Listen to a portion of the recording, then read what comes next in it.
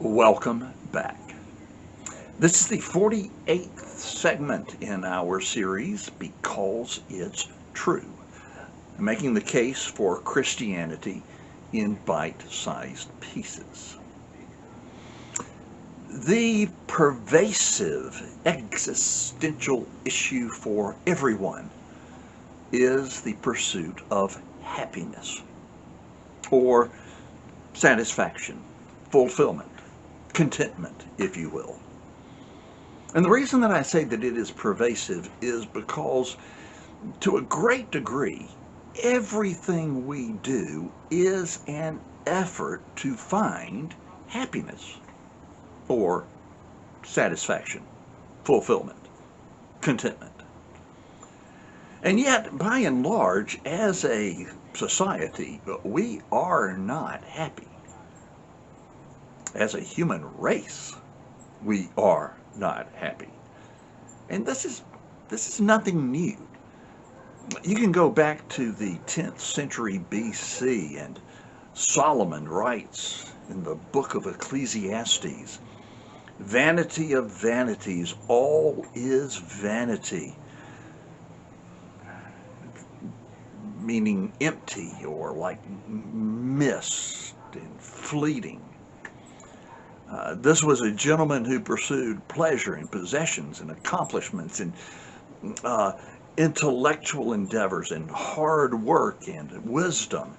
And yet all of it was empty, nothing satisfied. During the time of Caesar Augustus, the poet Horace wrote, "No one lives content." And a contemporary poet, Bono, on the album Joshua Tree, wrote, "I have climbed the highest mountain, scaled the city walls, kissed honey lips, but I still haven't found what I'm looking for."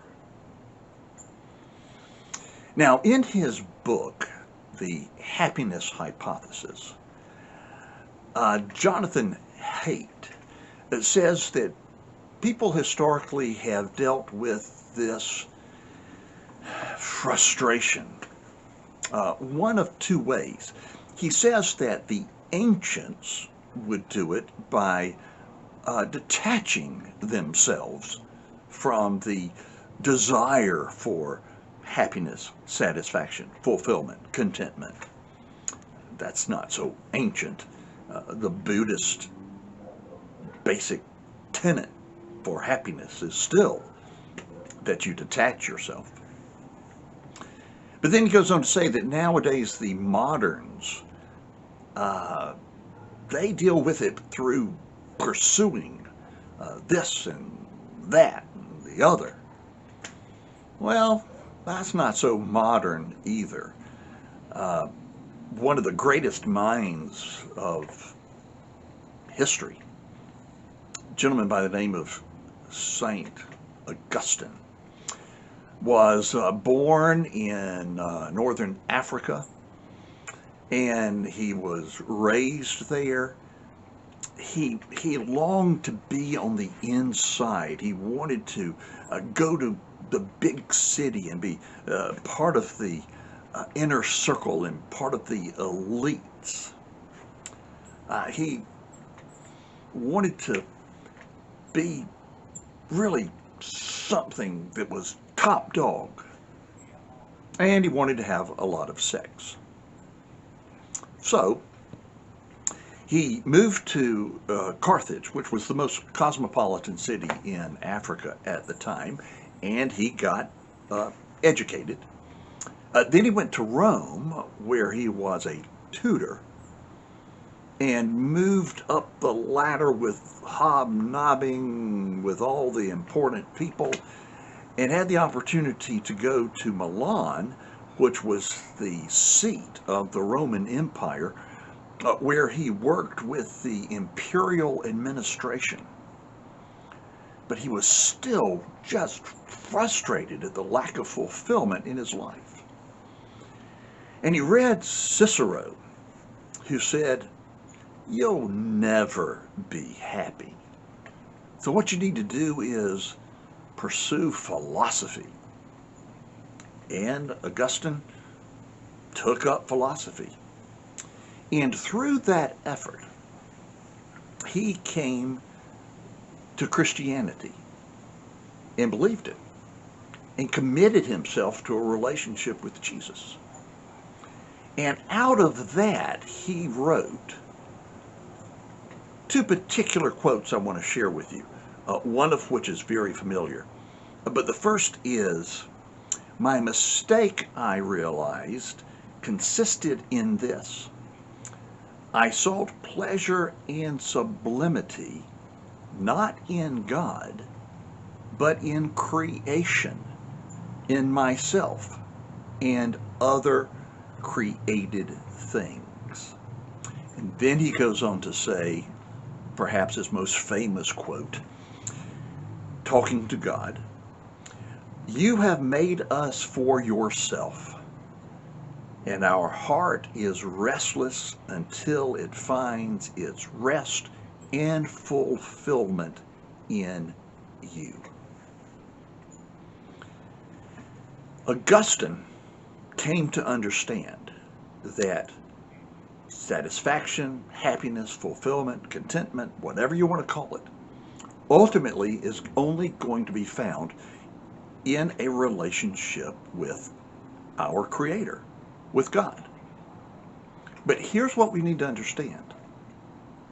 We cannot find any of that if we go to God for it. We don't go to God so that He will provide us with satisfaction, happiness, fulfillment, contentment. Otherwise, you're just using Him. He's just become a tool. Plus, nobody can really love God in the abstract. I certainly can't. And it's at this point that we realize that God is fully revealed in Jesus. And in Jesus, we discover just how much pleasure God finds in us, and how much He loves us, and how He has poured Himself out for us. And He has so loved us and demonstrated that love for us, in that while we were still sinners and in rebellion against Him, Jesus died for us. And then in recognizing how much we are loved and responding back in love, we find satisfaction and happiness and fulfillment and contentment. Not that it is that way all the time, uninterrupted, that there aren't ups and downs. But the difference is, these other things that perhaps we have pursued and thought would provide us with happiness, they are subject to change. They are fleeting. Once they are gone, we may never get them back. But with God, if it is fleeting, it is because we are the ones who fleeted.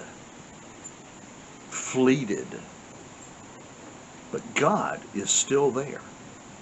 The others are subject to change. They're subject to shifting and leaving and abandoning us and fleeting away.